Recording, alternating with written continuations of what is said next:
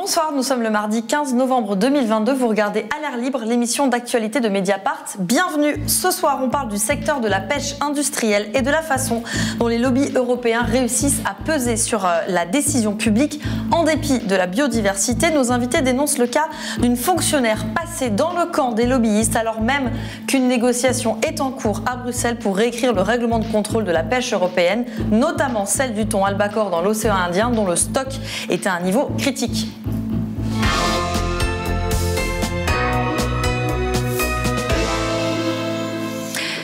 Dans la bataille pour la dérégulation de la pêche industrielle, les lobbies viennent de marquer un point. Ils ont désormais dans leur rang une fonctionnaire qui connaît tout des dossiers de l'État sur la pêche au thon albacore, alors même que l'Union européenne est en train de renégocier des règles de contrôle de la pêche en général. Et c'est un cas qui fait bondir mes invités attachés à l'intérêt général et au respect de la biodiversité des océans. Caroline Rose, bonsoir et bienvenue. Bonsoir. Vous êtes députée européenne Europe Écologie Les Verts et participez au trilogue sur ce règlement de contrôle qu'on va détailler dans un instant. Claire Nouvian, bonsoir et bienvenue. Vous êtes la présidente de l'ONG Bloom, une ONG de défense des océans. Et Clarence Batia, bonsoir et bienvenue. Vous êtes juriste à Anticor, association de lutte contre la corruption, et alertée par Bloom, Anticor a effectué un signalement auprès du parquet national financier pour dénoncer ce cas de pantouflage, comme on dit, cas de pantouflage problématique selon vous. Alors pour bien comprendre qui est le transfuge, il s'agit d'Anne-France Matelet. Anne-France Matelet qui jusqu'à récemment était chargée au sein de l'administration française de la négociation des accords de pêche dans le Nord et l'océan Indien, comme elle l'indique sur sa page LinkedIn. En avril 2022, elle change de métier, finit l'administration française, en tout cas temporairement, car elle rejoint en détachement un lobby de la pêche, plus précisément l'organisation de producteurs hors tongel en qualité de secrétaire du groupe tonnier auprès de l'association européenne Europêche. Alors, lorsqu'un membre de l'administration la quitte pour aller dans le privé, une commission de déontologie doit donner un avis. Ici, c'est la commission de déontologie des militaires qui n'a rien trouvé à redire. L'activité qu'Anne-France Matelet se propose d'exercer au sein d'Ortongel est compatible avec ses fonctions antérieures. Alors, si vous avez lancé un recours, c'est que vous trouvez que cet avis, cet accord de la Commission n'est pas le bon, que ce n'est pas compatible. Avant d'y venir, concrètement, qu'est-ce qu'elle faisait, Anne-France Matelet, au sein de la direction des pêches? Quelles connaissances clés stratégiques sa mission lui permettait d'avoir? Alors, Anne-France Matelet, dont nous on a tué le nom jusqu'à présent parce qu'on trouve que c'est pas vraiment le sujet d'une personne parmi tant d'autres. C'est un pion interchangeable sur un échiquier qui est vraiment, comme on voit, piloté par des industriels avec des intérêts privés, avec la complicité de la direction des pêches en l'occurrence, mais de l'ensemble de l'État français en matière de pêche industrielle. Et c'est ça qui nous choque. C'est ça qu'on veut dénoncer. Oui, il y a une personne qui était responsable des flottes de pêche tonnière qui vont pêcher dans les eaux africaines, dans l'océan Indien et dans l'ouest de l'Afrique. Cette personne-là connaît donc tout du secteur tonnier, tout. Les acteurs, les captures, les marges de tolérance, en effet, les marges des déclarations, l'état des stocks de poissons, tout, y compris jusqu'au niveau européen. Et lorsque une personne comme ça, qui part avec la totalité de la connaissance des dossiers confidentiels, du plan d'action stratégique de l'État, des potentiels conflits ou même des litiges qu'il peut y avoir en cours, ce qui est le cas, et vous allez voir l'importance que ça a dans ce dossier, qu'elle part directement au lobby en fait privé, ça veut dire qu'on part avec toute l'intelligence, ce qu'on appelle l'intelligence du secteur public au service des intérêts privés particuliers. Ce qui est vraiment problématique dans ce cas précis, parce que comme vous l'avez dit, l'Europe est en train de renégocier le cadre de contrôle des flottes de pêche, et on se rend compte que la motivation très profonde des lobbies tonniers dans l'affaire, c'est qu'en fait, ils ne sont pas, il faut dire, ils ne sont pas contrôlés par l'État français. Alors on va y venir.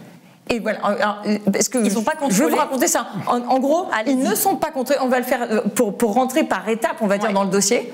On a des flottes de pêche tonnière qui saccagent les eaux africaines, et cela avec la complicité de l'État français qui ne les contrôle pas. Puisque la France ne les contrôle pas, les bateaux capturent bien plus qu'ils ne sont supposés capturer. Et comme ils ne sont pas contrôlés, la Commission européenne a fini par dire mais on a quand même un cadre qui s'appelle un règlement de contrôle. Donc est-ce qu'on peut avoir les preuves de ce que vous contrôlez? Apparemment, il n'y a pas de contrôle, aucun contrôle. C'est pour ça qu'il y a eu une procédure qui a été déclenchée par la Commission européenne contre la France parce qu'elle ne contrôlait pas ces navires thoniers. Or, s'il y avait des contrôles, on se rendrait compte que les flottes fraudent. Donc la France passerait pour ce qu'elle est, c'est-à-dire complice, et les fraudeurs seraient bien embêtés parce que s'il y avait des contrôles, on verrait que leurs déclarations de capture ne correspondent pas du tout aux captures réelles et que leur économie ne marche pas. Donc en fait, c'est quelque chose qui se tenait. Donc la France a mis à disposition des intérêts privés 7 personnes qui connaissaient tout sur le dossier, de façon à sauver sa peau, en fait. On peut déplier le dossier. On va déplier. C'est bon, vous l'avez bien résumé, on pourrait s'arrêter là. Merci, bonsoir. Donc restez avec nous car nous allons déplier tout ça. Et il y a quelques pages à déplier. Clarence Batia, pourquoi ce transfert ne vous paraît pas compatible? Ce que la commission de déontologie a jugé compatible, pourquoi pour vous ça ne l'est pas? Tout simplement, je suis ici en tant que juriste de l'association Anticor, et donc une association qui lutte contre la corruption, pour la probité des élus et également des responsables publics, et donc également des fonctionnaires, des hauts fonctionnaires. Et donc ce cas précis est véritablement caractéristique de ce pourquoi nous nous mobilisons déjà depuis près de 20 ans. Parce que ce que nous considérons dans le cadre de ce dossier que vous avez appelé Matelet, c'est que nous sommes en plein dans une situation de conflit d'intérêts. C'est une fonctionnaire qui a eu des activités importantes au sein de l'administration française, toujours en rapport avec les problématiques liées à la pêche. Elle a également, je ne sais pas si on va en reparler plus en détail après, également eu des fonctions importantes au sein d'une organisation intergouvernementale, donc la Commission des thons de l'océan Indien, dans le cadre de laquelle elle a été chargée notamment de faire respecter diverses réglementations en matière de pêche. Donc on ne parle pas d'une fonctionnaire lambda, on parle de quelqu'un qui était en pointe sur la question de la pêche. Absolument. C'est véritablement une haute fonctionnaire, c'est vraiment une tête pensante de l'ensemble de ces dispositifs-là. Et donc, elle a pratiquement en 2 semaines changé de casquette. C'est-à-dire qu'elle est passée de la défense de l'intérêt public, de l'intérêt général, en somme de la préservation d'un écosystème marin, à être une lobbyiste au sein d'une direction du groupe thon, d'Europêche et d'Ortongel. Et c'est pour cela que l'association Anticor a rejoint l'association Bloom dans le cadre de ce combat, c'est que nous estimons que l'avis de compatibilité qui avait été rendu par la commission de déontologie des militaires est, sur certains aspects, profondément incompréhensible, car le conflit d'intérêts est absolument patent. Et donc le fait que cette commission ait, en mars dernier, rendu un avis de compatibilité sans aucune réserve est surprenant. Et c'est cela que nous aimerions, que nous connaissons aujourd'hui. Et c'est pour ça que vous avez donc fait ce signalement. Alors Europêche, on en parle depuis tout à l'heure, c'est le principal lobby de la pêche. Pour se faire une idée, par exemple, en pleine COP25 à Madrid en 2019, voici ce que disait Javier Garat, son président. Fishing is not the problem. Seafood is part of the solution. If people want to help with climate change, they should eat more fish. What? Voilà, donc manger plus de poissons, donc j'imagine toujours en pêcher plus. Or, la commission de déontologie a estimé dans son avis qu'Europêche, je cite, assurait des missions d'intérêt général. Partagez-vous cet avis, Caroline Rose? Alors, déjà, moi je me pose une question quant à la validation par le ministère du fait qu'il n'y ait pas conflit d'intérêt. Comment est-ce que ce ministère peut dire qu'il n'y a pas conflit d'intérêt avec ce que vient de dire Anticor et ce que vient de dire l'ONG Bloom et avec ce qui a été révélé? Aujourd'hui, le gouvernement, il n'a aucun problème à défendre la pêche industrielle et notamment la pêche thonière. Et sur d'autres sujets, on voit bien que le gouvernement français a déjà été condamné. Il a été condamné par la Commission européenne. Il a été condamné aussi par des petits pêcheurs français sur la non-répartition, la mauvaise répartition, non-application d'un article de la PCP pour la bonne répartition des quotas de thon rouge. La France a déjà été condamnée. La France a fait appel pour protéger encore une fois sa pêche industrielle. Donc ça c'est posé. Sur Europêche, Est-ce que Europêche poursuit des missions d'intérêt général? Alors, si l'intérêt général... Je vois que ça vous fait rire. Si l'intérêt général, c'est de défendre la pêche industrielle au détriment des espèces qui sont protégées, surpêchées, de continuer à surpêcher et de, je dirais, de tuer la pêche artisanale et la petite pêche qui utilise des techniques de pêche qui ne sont pas destructrices pour l'environnement, si l'intérêt général, c'est ça, alors...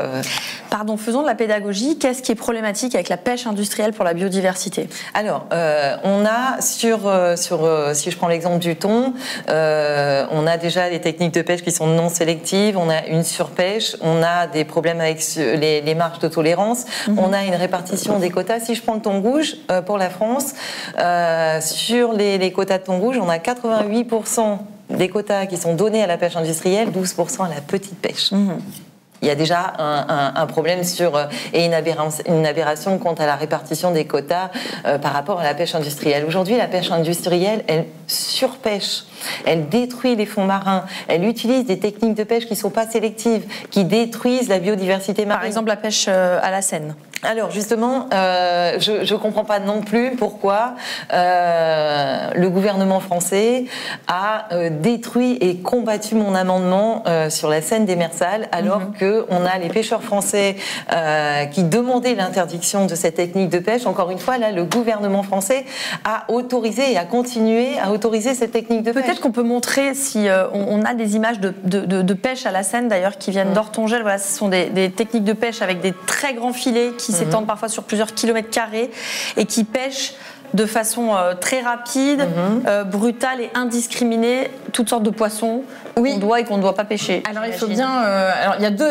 La Seine, ça s'écrit SE2NE. Voilà. C'est en fait un filet. C'est un filet rond. Voilà. Et donc il y a la Seine démersale. C'est le problème qu'on a eu avec Caroline Rose dans le nord de la France, parce que tous les pêcheurs voulaient l'interdiction de la Seine démersale. Et d'ailleurs, M. Berville s'est entêté à aller contre la vie. Et c'est la Seine qui touchait le fond, qui raclait le fond.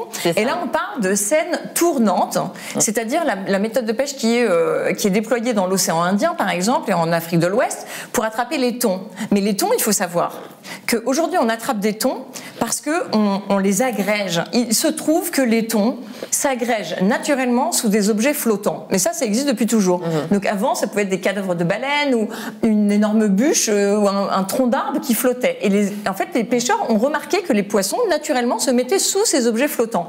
Donc, artisanalement, ils créaient des petits radeaux de bambou et ils récupéraient les animaux qui se mettaient en dessous. Mais les industriels, voyant le comportement des poissons, se sont dit, à nous la bonne soupe, on va faire pareil, on va faire des radeaux. Donc, ils ont commencé à mettre des radeaux, on appelle ça des dispositifs de concentration de poissons, des DCP. Et ces radeaux, au début, on les mettait là, les poissons venaient en dessous. Puis avec le temps, ils se sont dit, c'est quand même dommage d'aller perdre de l'énergie, du gasoil, du temps, à aller vérifier nos radeaux. Ce serait en fait encore mieux de pouvoir les retrouver avec un GPS. Donc ils ont mis un GPS. Puis avec le temps, ils se sont dit, ce serait quand même vraiment mieux de mettre, non seulement de savoir où ils sont, mais de savoir s'il y a du poisson sous le radeau. Alors ils ont mis un sonar. Et puis avec le sonar, finalement, ils se sont dit, ce serait encore mieux si sous le sonar, en fait, grâce au sonar multifaisceau, on pouvait savoir quelle espèce est sous le radeau. Et donc maintenant, ils peuvent non seulement savoir où sont les DCP, leur dispositif de concentration de poissons, leur radeau artificiel, mais ils peuvent savoir s'il y a du poisson et quel poisson.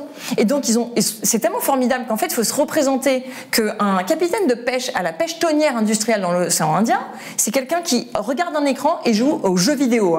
C'est Pac-Man, vous voyez. Il va d'un radeau à un autre et il récupère tout. Sauf que qui s'agrège quand on surexploite les poissons? Qui s'agrège maintenant sous les radeaux? Les juvéniles. Les juvéniles. Maintenant, on va chercher les bébés parce qu'on a déjà pris, en fait, les adultes. Donc, c'est une catastrophe biologique. Il faut savoir que ces grands poissons, ces grands prédateurs dans les océans, c'est aussi des animaux qui, d'abord, ont une valeur intrinsèque. Ils ont peut-être le droit de vivre. C'est des énormes poissons. Ils ont une valeur comme des pandas. Enfin, c'est comme si on pêchait des lions. Ils sont incroyables. Mais en plus, ils ont un intérêt d'un point de vue climatique. C'est-à-dire qu'ils stockent du carbone. Ils font partie de la pompe à carbone. Aujourd'hui, l'océan, c'est un tiers de nos captures d'émissions de carbone. Donc, ça n'a aucun sens d'aller surpêcher comme ils le font. Donc, on a un vrai problème avec l'échelle de la pêche industrielle. Il y a beaucoup trop de bateaux. Vous connaissez la longueur moyenne d'un bateau de thonier? Bien sûr, mais vous allez me le dire. 80 mètres. 80 mètres. C'est des monstres. C'est des énormes gueules béantes qui viennent et qui attrapent tout dans l'océan Indien et en Afrique de l'Ouest. Donc voilà, c'est cette pêche-là qu'Europêche défend. Ils ne défendent que des grands industriels. Et alors attention, Javier Garat, qu'on vient d'entendre dire n'importe quoi quand même, parce que c'est le chef du grand n'importe quoi. Javier Garat, c'est quand même donc il est président d'Europêche à Bruxelles, mais il est connu comme le loup blanc parce qu'on ne voit que lui partout. Javier Garat est aussi, sa famille possède la plus grande entreprise de pêche tonnière. Et des bateaux de pêche, il a des trois plus grands tonniers seineurs mondiaux. Il a 2 des bateaux, ces bateaux font 116 mètres. C'est plus que 2 fois l'Arc de Triomphe mis bout à bout. C'est des monstres. Donc évidemment qu'il a un intérêt à vous dire manger du poisson. Son business familial repose là-dessus. Revenons du coup à celle qui a désormais intégré les rangs d'Europêche via Ortongel, donc Anne-France Matelet. Ce qui est frappant, quand on regarde l'arrêté de nomination du ministère de l'écologie, c'est qu'il précise qu'Anne-Laure Matelet est placée en détachement pour une période que le ministère n'a pas rendu public sur ce document qu'ils vous ont transmis. Il y a un blanc. Ce détachement prend effet à partir du 1er avril 2022, sauf que notre consoeur de France Info a interrogé Europêche et nous a transmis sa réponse. Europêche précise qu'Anne-France Matelet a demandé à être placée auprès d'Ortongel Europêche en janvier pour une durée donc d'1 an, effective en mars 2022, placement qui n'est pas soumis à durée légale entre ses fonctions. Alors 2 choses dans cette réponse d'Europêche. D'abord la durée de cette mission, une durée d'1 an qui a commencé il y a 6 mois et pour encore 6 mois, pile dans cette période particulièrement cruciale donc pour la pêche, notamment donc au thon albacore, puisqu'elle va être sur la partie tonnière, puisqu'en ce moment est révisé donc le système de contrôle qui s'achèvera le 22 novembre prochain. C'est bien ça, en partie. Oui, je pense qu'en tout cas, il y a des discussions cruciales en ce moment. Est-ce que cette durée d'1 an express, ça dit quelque chose au fond de l'objectif et du but de détacher Anne-France Matelet dans ce lobby de la pêche? Alors, de toute évidence, c'est une mission spéciale. Elle a été clairement... Comment vous la qualifiez, cette mission? Techniquement, c'est un détachement. C'est-à-dire que c'est pas une mission, parce qu'elle est quand même rémunérée par le lobby de la pêche, apparemment. Mais c'est une mission au sens les objectifs qu'elle poursuit, puisqu'on a donc la France qui a donné des dérogations qui sont illégales à ces navires tonniers. Depuis 2015, il faut savoir que notre gouvernement a décidé d'ignorer le cadre réglementaire européen et a décidé arbitrairement de donner aux navires tonniers la possibilité de pêcher bien plus qu'ils ne pêchent. Et ce qui est complètement hors la loi. Et donc, comme la France a donné des dérogations illégales et qu'elle n'a pas contrôlé les navires de pêche, il y a une procédure d'infraction qui a été ouverte par la Commission européenne. Donc la France va quand même passer pour la reine des bandits si le contrôle, si la Commission européenne amène la France devant la Cour de justice européenne et qu'on est condamné. Donc la mission, c'est d'éviter une condamnation de la France. Et la meilleure façon de faire ça, c'est quoi? C'est de faire en sorte que les dérogations qui ont été données par la France, ça devienne le nouveau standard européen. Alors justement, ce nouveau standard européen, cette négociation du cadre global des contrôles, il s'articule notamment autour de ce qu'on appelle la marge de tolérance. Est-ce qu'on peut expliquer rapidement de quoi il s'agit quand on parle de marge de tolérance pour les pêcheurs industriels? Alors juste avant, je voudrais rebondir ce qu'a dit rapidement. Avançons. Claire, parce que justement depuis quelques années, parce que là, si on comprend mal, on n'y comprend pas rien. La France. À la demande d'Ortongel, a adopté un arrêté qui désobéit au droit européen sur justement les marges de tolérance. Parlons d'abord de la marge et on parlera de la désobéissance après. Non, mais c'est sur les marges de tolérance. Oui, je sais bien. Alors la marge de tolérance. En gros, les marges de tolérance aujourd'hui, enfin depuis 2009, c'est 10% de marge de tolérance espèce par espèce. Vous avez par exemple un pêcheur qui déclare sur son livre de bord 100 kilos de thon rouge. Il a le droit, s'il a un inspecteur qui vient à bord, et s'il a 109 kilos, il n'aura pas d'infraction. S'il a 111 kilos, il aura une infraction. Et de ce qu'a poussé Ortongel, et du coup, ce que la France a fait un arrêté justement pour désobéir au droit européen. Du coup, la France applique ces marges de tolérance toute espèce confondue. Et ça pose un problème parce que déjà sur ce qui est en cours aujourd'hui et en discussion sur ce que la Commission a proposé sur la révision du contrôle, puisque la Commission a proposé un texte en 2018 sur la révision du contrôle de pêche, il y a des amendements qui ont été votés, qui sont passés pour avoir une marge de tolérance de 20% sur certaines espèces, mais sur le thon rouge, enfin sur le thon, toutes les espèces de thon, toute espèce confondue, sur le thon, 25% de marge de tolérance. Donc c'est-à-dire que quand on pêche, si on pêche un peu plus de 10, si on déclare un peu plus jusqu'à 10% de moins que ce qu'on a pêché, ça passe. Et donc aujourd'hui, certains députés ont fait passer un amendement qui demande à ce que cette marge de tolérance aille jusqu'à 25%. Donc pour toute espèce confondue. Ça a été adopté. Oui. C'est-à-dire qu'il faut s'imaginer que donc un pêcheur qui attrape 100 sur son journal de bord, il pourrait dire j'ai attrapé 75. Et c'est ce qu'il a inscrit sur son logbook, le journal de bord. S'il débarque et qu'il n'y a pas de contrôle, il peut dire 25% de moins que les 75 qu'il a mis dans son logbook. Donc on finit avec quasiment 50% de capture en plus, qui passe sous le radar de la fiscalité, quand même. Parlons un petit peu de fraude fiscale. Alors qu'évidemment, quand il y a un contrôle, s'il y avait des contrôles au débarquement des poissons, alors la marge qu'ils espèrent avoir, qu'elle soit de 10, de 25, déjà, elle s'arrêterait là. Mais en fait, puisqu'il n'y a pas de contrôle, ils peuvent quasiment doubler la marge. Il faut le savoir. Oui. Sauf que la France, elle s'est fait épingler par la Commission européenne l'année dernière, qui a donc ouvert une procédure pour expliquer que la France n'avait pas assuré le suivi et le contrôle de la flotte de pêche extérieure, n'avait pas non plus présenté les notes de vente dans les 48 heures suivant la première vente, etc.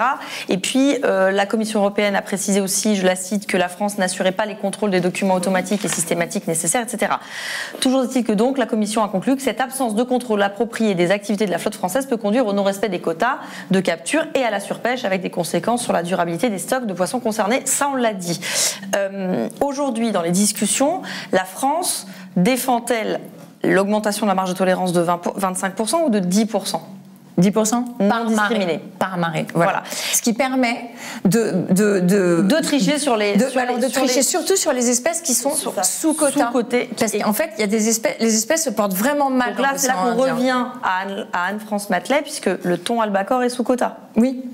Et c'est donc ça qui vous pose problème. Évidemment, parce qu'ils en capturent en réalité beaucoup plus. Donc c'est selon vous, Anne-France Matelet, elle est là pour négocier cette marge de tolérance, je dirais indiscriminée entre les espèces, eu égard à sa connaissance du dossier du thon albacore et du fait que la France a été épinglée pour justement l'absence de contrôle et finalement le fait qu'on est déjà à 10% de marge de tolérance, toute espèce confondue, de facto, avec une procédure sur le dos.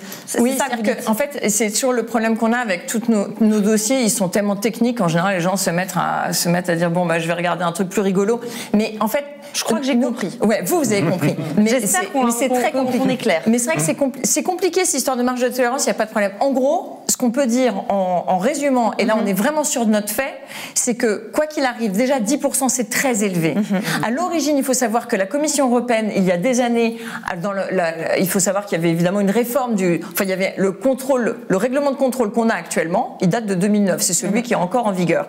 Et à l'époque de cette négociation, il faut savoir que la proposition de la Commission européenne, c'était que les pêcheurs aient 5% de marge d'erreur. Ça va, 5%, c'est déjà beaucoup. On parle de milliers de tonnes, on parle de centaines de milliers de kilos de poissons par année. Oui, je veux dire. 400 grammes. Donc ça va. Je veux dire, vous prenez une ramette de papier. Vous savez à peu près si dans votre sac il y a une ramette de papier ou une ramette et demie. Vous le sentez. Donc on n'a pas besoin d'arriver à quasiment 50% de capture en plus sur des marges d'erreur.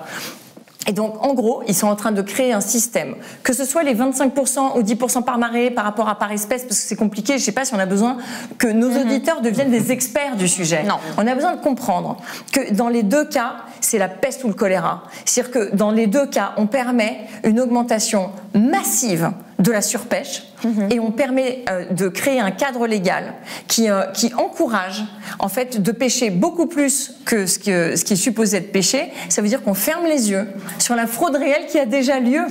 Et on crée le cadre qui leur permet de blanchir leur fraude, en fait. Et on crée un cadre qui ne permet pas de savoir précisément si on surpêche des espèces qui sont en voie de disparition, mais qui sont surpêchées. Exactement. Et c'est pour ça qu'après, on ne peut pas s'étonner qu'elles se portent si mal aujourd'hui, parce que ça fait des années qu'ils fraudent. Alors, je voudrais qu'on écoute ce qui s'est passé cet après-midi à l'Assemblée nationale, où se tenait la séance des questions au gouvernement. Un député de la NUP a posé une question au secrétaire d'État à la mer, enfin, a posé une question sur ce sujet, et c'est le secrétaire d'État à la mer, Hervé Berville, qui lui a répondu. Madame la Première ministre, ce pantouflage, au moment de la renégociation du règlement européen du contrôle des pêches, répond-il à une volonté politique de la France? En avez-vous eu connaissance? Quand allez-vous cesser d'affaiblir les mécanismes de protection de la biodiversité et de la ressource halieutique? Je vous remercie, mon cher collègue. La parole est à monsieur Hervé Berville, secrétaire d'État chargé de la mer.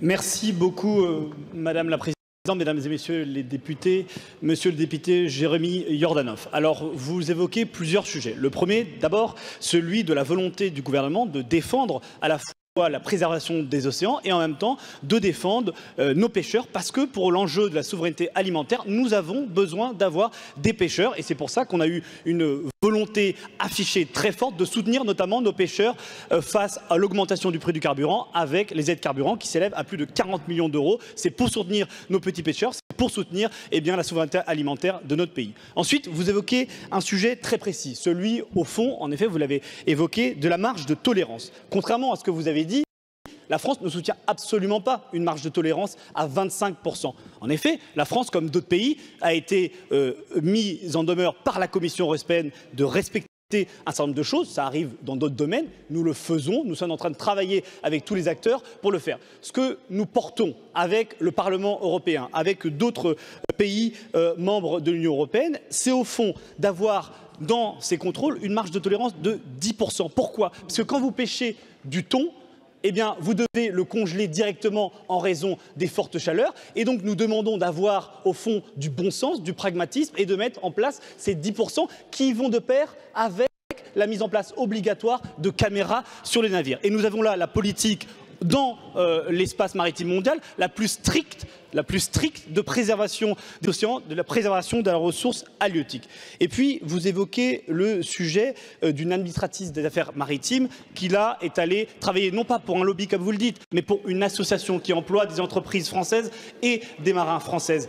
Toutes les procédures ont été respectées. Nous avons même saisi la commission de déontologie alors que ce n'était pas obligatoire. Et la commission de déontologie a indiqué qu'il n'y avait pas d'incompatibilité. Donc vous voyez, nous montrons un travail sur l'exigence, sur la probité et en même temps sur la préservation des ressources halieutiques. Alors, une réaction de votre part. Si je résume, Hervé Berville reprend, pas mot pour mot, mais en tout cas dans l'esprit, les arguments d'Ortongel sur le fait de devoir aller vite quand on pêche, quand on débarque, etc. Et puis il dit surtout, Ortongel, donc lié à Europêche, ce n'est pas un lobby, c'est une association de marins, de pêcheurs.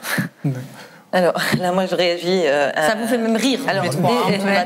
Alors, déjà, quand il dit que la France soutient les 10%, 10% espèce par espèce, parce que aujourd'hui, la Commission européenne est prête à retirer sa proposition si on passe au-delà des 10% espèce par espèce. Donc aujourd'hui, on est dans le bon sens à suivre la Commission européenne de 10% espèce par espèce. Donc 10% de marge de tolérance espèce par espèce, là encore une fois, pour que ne passent pas sous les radars les espèces sous quota. Exactement. Et des espèces qui sont déjà surpêchées, comme le thon albacore. Après, quand j'entends que pardon, la France ne défend pas le 10% espèce par espèce. Ah non, il vient d'expliquer qu'elle défend 10%. Mais 10%, toute espèce confondue. Voilà, qu'il est très très bon. C'est pour ça. Franchement, c'est un bon politique. Il annonce les 10%, mais c'est tout. Donc en fait, c'est pas 10% espèce par espèce.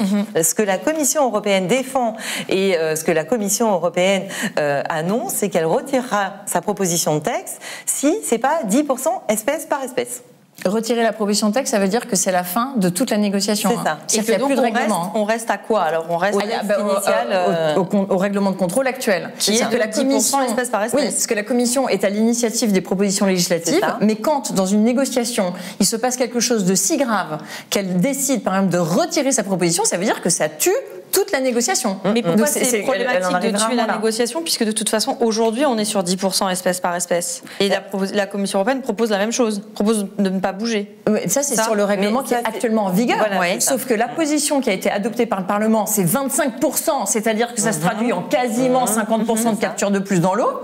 Et la position du Conseil, c'est-à-dire des États membres, à cause du lobbying de la France et de l'Espagne, parce que la France et l'Espagne sont les plus gros pêcheurs de thon en Afrique, c'est 10% par marée. Petit détail technique qui change tout, puisque ça permet une surpêche accrue sur les espèces qui sont les plus menacées. C'est une destruction immédiate des écosystèmes marins en Afrique. Qu'est-ce qui se passe si le dialogue s'arrête ? Si le trilogue s'arrête, on retombe sur le texte qui est déjà appliqué auparavant. Et, donc 10% par espèce. C'est ça. Donc là, on n'a plus les 20%, etc. Ah oui. Ah bah oui. Sur cette partie-là, c'est mieux. Donc quelque part, Hervé Berville, il tire contre son camp là. Puisque son but, c'est de légitimer les 10%, toute espèce confondue, afin de peut-être faire en sorte que la procédure de la Commission européenne contre la France soit tuée dans l'œuf. Mais en fait, donc il y a on rentre dans la soupe technique, mais 10% par espèce, c'est ce qui est actuellement en vigueur et c'est ce qui se traduit parce qu'il n'y a pas de contrôle en 20% déjà de marge d'erreur. Les types peuvent se tromper sur quasiment 20%, ce qui est quand même énorme. Mais aujourd'hui, le Parlement dit 25%, ce qui veut dire quasiment 50%. Et quand on passe à 10% par marée, ça veut dire qu'on n'est plus sur une approche par espèce, on est sur une approche où on compte tous les poissons ensemble. Et si tous vos poissons, il se trouve que ce sont des poissons qui sont sous quota et que vous avez explosé le quota, eh bien, ça passe. Dans la position de la France, ça passe. Ça veut dire que c'est un blanc-seing qui est donné aux industriels pour surpêcher les espèces qui sont les plus menacées aujourd'hui. Mais là, c'est la Commission européenne qui a le dernier mot. Ah non, un trilogue, c'est de la codécision. C'est ça. Et donc, qu'est-ce qui se passe si la Commission dit « je retire ma proposition » Qui aura le plus d'influence? Ça va clasher forcément au niveau du trilogue, puisque au niveau du trilogue, vous avez le Conseil, la Commission et le Parlement européen. Aujourd'hui, il va y avoir le Conseil et la Commission européenne qui vont être face à face et qui sont absolument pas d'accord. Et si la Commission européenne retire sa proposition, il va y avoir un blocus à un moment donné. Donc, et est-ce que la marge de tolérance à 25% a une chance? Est-ce qu'il y a un risque pour que ça passe? Alors, si ça passe, on enlève toute crédibilité à l'Union européenne sur les négociations internationales. Donc, j'espère que ça ne passera pas, puisqu'on a besoin d'aller dans le bon sens sur les négociations internationales, sur la surpêche, parce que sinon, on va, encore une fois, approuver la surpêche et l'extinction de certaines espèces. Clarence Batia, peut-être, vous voulez ajouter quelque chose? Parce que si j'ai bien compris, M. Berville, dans sa déclaration à l'Assemblée nationale, donc une association par essence n'est pas un lobby. Donc c'est une nouvelle règle de droit, donc c'est assez savoureux. Mais si on devait prendre un peu plus de hauteur, c'est qu'est-ce que l'intérêt général? L'intérêt public est défini par les représentants du peuple français, par les autorités publiques, par l'émanation du pouvoir politique. C'est à eux de définir ce qu'est l'intérêt général, l'intérêt public. Les intérêts privés sont la mainmise des entités privées, qu'elles soient des entreprises ou des associations. Ça ne veut pas dire qu'une entité privée ne peut pas avoir certaines activités où il y aurait certaines accointances avec l'intérêt général, mais c'est complètement différent. L'intérêt général, l'intérêt public est différent de l'intérêt privé. Et c'est pourquoi nous nous mobilisons tant dans le cadre de l'association Anticor, justement, c'est que la décision publique ne doit pas être obscurcie par des intérêts privés, des intérêts de lobby. Et le cas qui nous est présenté aujourd'hui est assez manifeste de ce point de vue-là. Qu'est-ce que vous attendez de ce recours devant le parquet national financier? Tout simplement, nous espérons que la justice ait son mot à dire dans le cadre de ce dossier-là. Nous sommes une émanation de la société civile. Nous avons vu, grâce à l'aide et à l'appui, au soutien de l'association Bloom, certains faits qui étaient problématiques, qui étaient constitutifs d'un conflit d'intérêts. Et donc, nous attendons de ce signalement du parquet national financier et plus généralement de la justice française de dire le droit en la matière. Donc une enquête soit ouverte. C'est ça.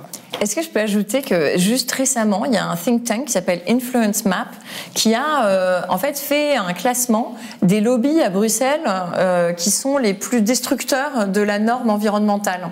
Et donc ils ont classé de A le meilleur lobby, il n'y en avait pas, jusqu'à F le pire des lobbies. Okay, et donc tous les lobbies de la mine, c'est-à-dire les extractions, comme les lobbies des hydrocarbures, sont toujours classés en F. Tous les autres lobbies sont en D, etc.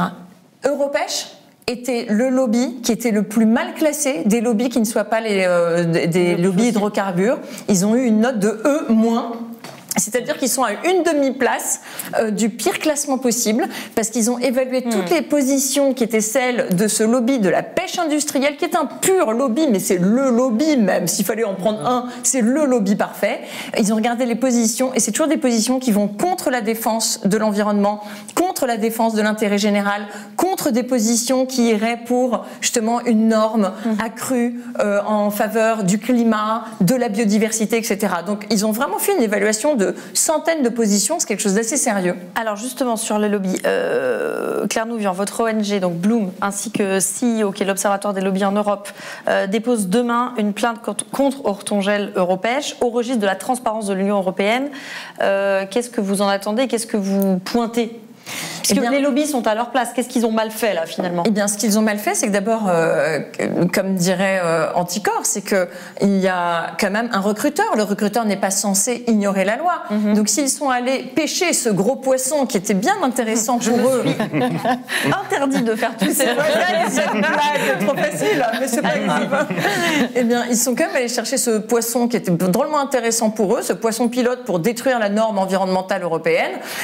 Ils n'étaient pas supposés ignorer la loi. Donc, ils s'en remettent à l'avis, en effet, de compatibilité qui a été rendu par la commission de déontologie des militaires, mais qui est un avis bien mince et bien maigre, puisqu'ils disent qu'en effet, le lobby, en fait, œuvre pour l'intérêt général. Donc, évidemment, ça ne va pas tenir devant la justice, et on espère bien, parce que sinon, on est quand même vraiment très, très mal.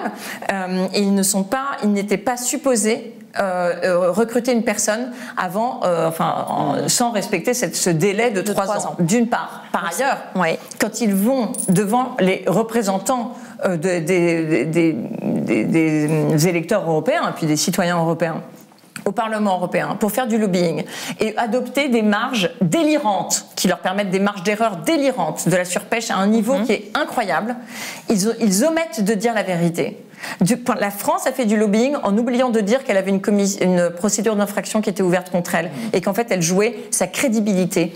Et les lobbies ont omis de dire qu'en fait, s'ils n'obtiennent pas cette augmentation de ces marges d'erreur qu'ils veulent avoir, ça veut dire que si un jour on leur met des contrôles, on va se rendre compte que leur modèle se casse la figure parce qu'il ne peut pas tenir. En réalité, leur modèle économique, il repose sur de la fraude systématique. Et aujourd'hui, ils jouent leur peau. La France, par rapport à sa complicité coupable avec les lobbies parce qu'elle a donné ces dérogations illégales, et qu'elle va se retrouver peut-être devant la Cour de justice européenne, et les lobbies coupables d'être dans des fraudes systémiques qui sont leur modèle économique. Et donc ils ont besoin de changer la norme européenne pour l'amoindrir, de façon à pouvoir continuer à saccager, parce qu'ils saccagent déjà les eaux africaines, mais de façon à, s'il y a des contrôles, ne pas être en infraction. C'est délirant. En fait, c'est qu'on prend les fraudeurs et on les laisse organiser la norme qui leur convient. Ben voilà, c'est parfait, non? Ouais. De leur point de vue, sans doute. Toute dernière question avant qu'on se quitte. Claire Nouvian, Caroline Rose, on est en pleine COP. Celle-ci ne déroge pas à la tradition. Les lobbies y sont en force. 636 lobbyistes des industries fossiles sont sur place d'après un décompte de l'ONG Global Witness. Global Witness, qui avait d'ailleurs aussi regardé que c'était Total qui alimentait l'aviation russe par le biais de Novatek et de la transformation de gaz en kérosène. Donc merci à Global Witness déjà. Oui, alors on est très mal. C'est pour ça qu'enfin on entend des voix, je pense, du côté de la droite conservatrice et même des économistes qui sont plutôt du côté du capitalisme, qui commencent à dire que le capitalisme, ça va pas du tout si on ne le régule pas. Et c'est à la force publique de le faire. C'est pour ça qu'on a besoin de probité. C'est pour ça qu'on a besoin de politiques qui jouent vraiment le rôle de l'intérêt général, comme Caroline Rose qui se bat bien souvent seule pour l'intégrité des écosystèmes marins dans une commission de la pêche qui est particulièrement particulièrement difficile, donc merci Caroline. De la même manière, Caroline Rose, vous avez signé il y a quelques jours une tribune dans Le Monde pour dire stop aux super yachts qui profitent uniquement aux ultra riches et qui polluent énormément. On a eu le débat sur les jets, voici celui sur les yachts. Vous proposez 2 mesures concrètes contre ce que vous appelez une consommation carbone de luxe. Lesquelles, très rapidement? Taxer plus justement les carburants pour ces grands yachts. Et moi, ce que je demande à ces super yachts, d'arrêter de détruire la biodiversité marine, comme par exemple arrêter l'ancrage marin dans des nurseries de poissons.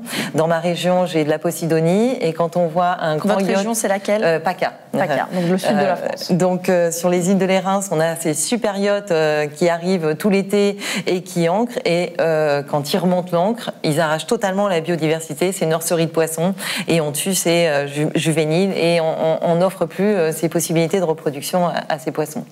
Voilà. Merci à tous les 3. Merci à vous. Merci d'être venus sur notre plateau. Merci à vous de nous suivre. On se retrouve jeudi. Cette émission est en accès libre. Elle n'est possible que grâce aux abonnés de Mediapart. Donc si vous le pouvez, abonnez-vous. Bonne soirée. Salut.